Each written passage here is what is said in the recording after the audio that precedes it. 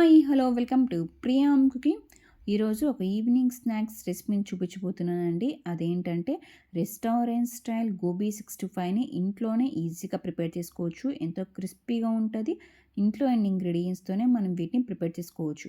So, ఆలస్యం చేయకుండా restaurant style gobi 65ని ఇంట్లోనే ఎలా ప్రిపేర్ చేసేసుకోవాలో మనం ఇప్పుడు చూసేద్దాం. ముందుగా ఒక మీడియం సైజ్ గోబీని తీసుకొని ఇలా చిన్న పీసెస్‌గా కట్ చేసుకున్నానండి. చూసారు కదండీ! మరీ ఎక్కువ పొడుగ్గా కట్ చేసుకోకూడదు. మరీ ఎక్కువ చిన్నగా కూడా కట్ చేసుకోకూడదండి. ఇలా మీడియం సైజ్‌లా ఇలా చిన్నగా కట్ చేసుకోవాలి. చూసారు కదండీ! ఇక మీడియం సైజ్ గోబీని తీసుకొని ఇలా చిన్నగా కట్ చేసుకొని వీటిని పక్కన పెట్టేసేసుకుందాం.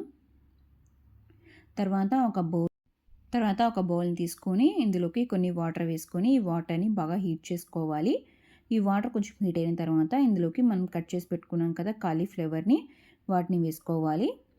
అలాగే ఇందులోకి కొంచెం సాల్ట్ వేసుకొని ఈ కాలీఫ్లవర్ని వాటర్ని కొంచెం బాగా బాయిల్ చేసేసుకోవాలండి మీడియం ఫ్లేమ్లోనే. ఈ కాలీఫ్లవర్ని మరీ ఎక్కువ ఉడికించాల్సిన అవసరం లేదండి. జస్ట్ ఒక 80% ఉడికితే చాలు. మరీ ఎక్కువ ఉడికితే మనకు గోబీ అనేది అంత క్రిస్పీగా రాదండి. వీటిని మీడియం ఫ్లేమ్లో ఒక 5-10 మినిట్స్ పాటు ఉడికించుకుంటే చాలు. టైం ప్రకారం చెప్పాలంటే ఒక 5-10 మినిట్స్ అయితే చాలు. చూసారు కదండి! ఈ గోబీ అనేది ఇలా ఉడికించుకోవాలి. మరి ఎక్కువ ఉడకాల్సిన అవసరం లేదు. ఒకసారి చూపిస్తాను చూడండి. ఒక ఫోర్క్‌తో ఇలా కుచ్చితే మనకు ఈజీగా కొంచెం సాఫ్ట్‌గా ఉండాలి. మరి ఎక్కువ సాఫ్ట్‌గా ఉండాల్సిన అవసరం లేదు. అలానే ఎక్కువ హార్డ్‌గా కూడా ఉండకూడదండి. చూసారు కదండి! ఇలా ఉంటే మనకు గోబీ అనేది పర్ఫెక్ట్‌గా వస్తది. ఎంతో క్రిస్పీగా కూడా ఉంటది. ఇప్పుడు మనం స్టవ్ ఆఫ్ చేసుకొని ఈ వాటర్‌ని ఫిల్టర్ చేసేసుకోవాలండి. ఈ వాటర్‌ను అలాగే గోబీని ఫిల్టర్ చేసేసుకోవాలి. ఇలా స్ట్రెయినర్‌లో వాటర్‌ని మొత్తం ఫిల్టర్ చేసేసుకోవాలి. ఈ గోబీని కొంచెం గోరువెచ్చగా అయ్యేంత వరకు పక్కన పెట్టేసేసుకుందాం. మరి ఎక్కువ వేడిగా ఉండాల్సిన అవసరం లేదండి. కొంచెం గోరువెచ్చగా అయ్యేంత వరకు పక్కన పెట్టేసుకోవాలి. తర్వాత ఒక బౌల్ తీసుకొని ఇందులోకి ఒక కప్పు వరకు మైదా తీసుకుంటున్నాను. అలాగే ఇందులోకి 4 టేబుల్ స్పూన్ వరకు కార్న్ ఫ్లోర్ తీసుకుంటున్నానండి. మీరు మైదాని ఎంతైతే తీసుకుంటారో దానికన్నా ఒక 1 టేబుల్ స్పూన్ తక్కువగా తీసుకుంటే చాలండి కార్న్ ఫ్లోర్ అనేది. మరి ఈక్వల్ క్వాంటిటీ అయితే తీసుకోకూడదు. నేను ఇక్కడైతే 4 టేబుల్ స్పూన్ కార్న్ ఫ్లోర్ వేసాను. అలాగే ఇందులోకి 1 table spoon red chilli powder, 1 table spoon ధనియాల పొడి, 1 table spoon garam masala, 1 table spoon వరకు సాల్ట్ వేస్తున్నాను. మీరు సాల్ట్ అనేది చూసుకొని వేసుకోవాలి. అలాగే ఇందులోకి ఫుడ్ కలర్ వేస్తున్నాను. ఫుడ్ కలర్ అనేది ఆప్షనల్. మీకు కావాలంటే వేసుకోవచ్చు, లేకపోతే లేదు. అలాగే ఇందులోకి జింజర్ గార్లిక్ పేస్ట్ వేసుకొని వీటినంతా ఒకసారి బాగా మిక్స్ చేసేసుకుంటున్నానండి. ఇలా ఇంగ్రీడియంట్స్ అన్నీ వేసుకొని ఒకసారి వీటినంతా బాగా మిక్స్ చేసేసుకోవాలి. ఇలా అంతా బాగా మిక్స్ చేసుకున్న తర్వాత ఇందులోకి కొన్ని వాటర్ వేస్తూ మిక్స్ చేసేసుకోవాలండి. వాటర్ అనేది ఇంతనే చెప్పలేమండి. మనం తీసుకున్న గోబీ సైజుని బట్టి వాటర్ అనేది ఎక్కువ కావచ్చు, తక్కువ కావచ్చు. సో, ఇక్కడ నేను తీసుకున్న మైదాకి ఇక్కడనైతే 2 కప్స్ వరకు వాటర్ సరిపోతాయండి. ఇలా వాటర్ కొన్ని వేస్తూ క్రీమ్‌లాగా వచ్చేంత వరకు కంటిన్యూయస్‌గా మిక్స్ చేసుకోవాలండి. ఉంటలు లేకోకుండా మిక్స్ చేసేసుకోవాలి. ఇందులోకి మీరు కావాలంటే చిన్నగా కట్ చేసి పెట్టుకున్న కొత్తిమీర కూడా వేసుకోవచ్చు. నేనైతే ఇక్కడ కొత్తిమీర వేయలేదండి. చూసారు కదండీ! ఇలా కొన్ని వాటర్ వేస్తూ ఈ కన్సిస్టెన్సీలో ఉండాలి మనకు. అప్పుడే మనకు గోబీ అనేది ఎంతో క్రిస్పీగా వస్తది. మరి ఎక్కువ వాటర్ వేసుకుంటే మనకు గోబీకి ఈ పిండి అనేది పట్టుకోదు. సో, ఈ కన్సిస్టెన్సీలో ఉంటే సరిపోతది. ఇలా మిక్స్ చేసుకున్న తర్వాత ఇందులోకి పూర్తిగా డ్రై అయిన గోబీని వేసుకోవాలండి. ఈ గోబీని కూడా వేసుకొని అంత ఒక్కసారి బాగా మిక్స్ చేసేసుకోవాలి. చూసారు కదండీ! ఇక్కడ నేను ఎక్స్ట్రా వాటర్ వేయలేదు. మనం వేసిన మైదా అయితే కరెక్ట్‌గా సరిపోయింది.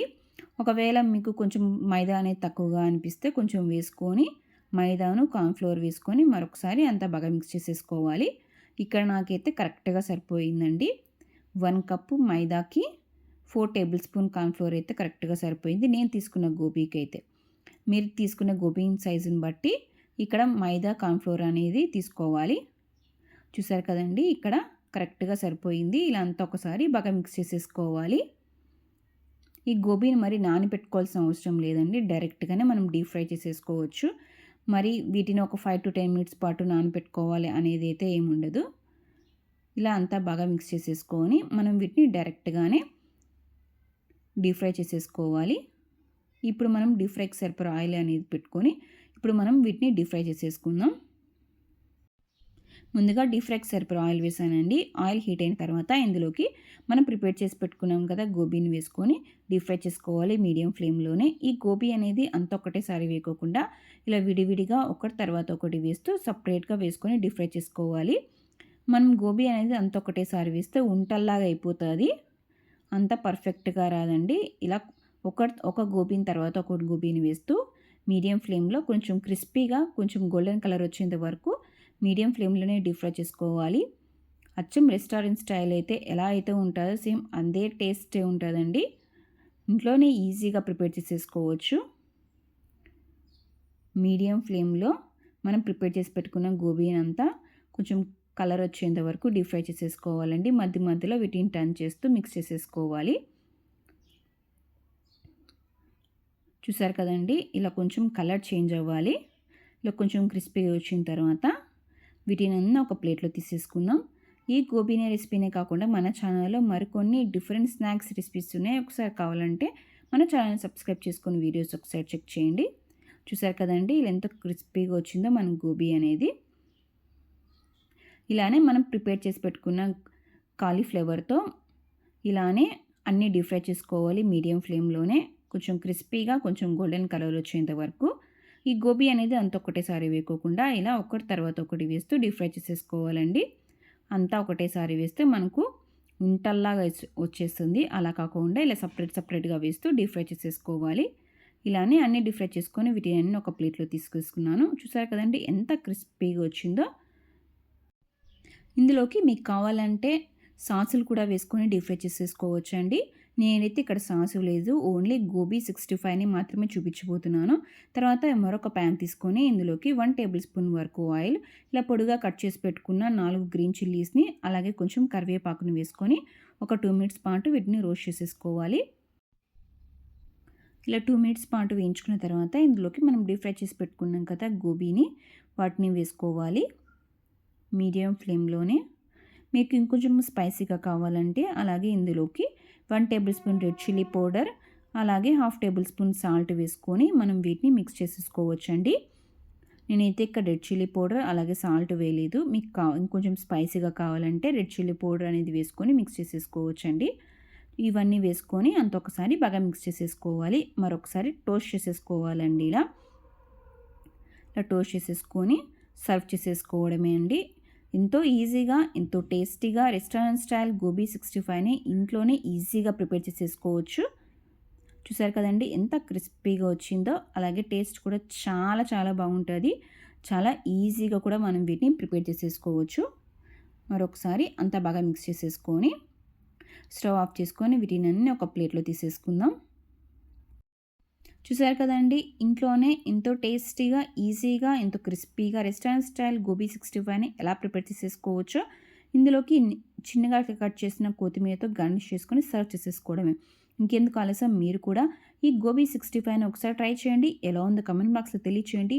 ఈ రెసిపీనే కాకుండా మన ఛానల్లో మరికొన్ని డిఫరెంట్ స్నాక్స్ రెసిపీస్ ఉన్నాయి. ఒకసారి కావాలంటే మన ఛానల్ సబ్స్క్రైబ్ చేసుకొని వీడియోస్ ఒకసారి చెక్ చేయండి. ఇంకెందుకు ఆలస్యం, లైక్ చేయండి, షేర్ చేయండి, కమెంట్ చేయండి. ఇలాంటి ఎన్నో రెసిపీస్తో మరి మీ ముందు ఉంటాం. Thank you for watching.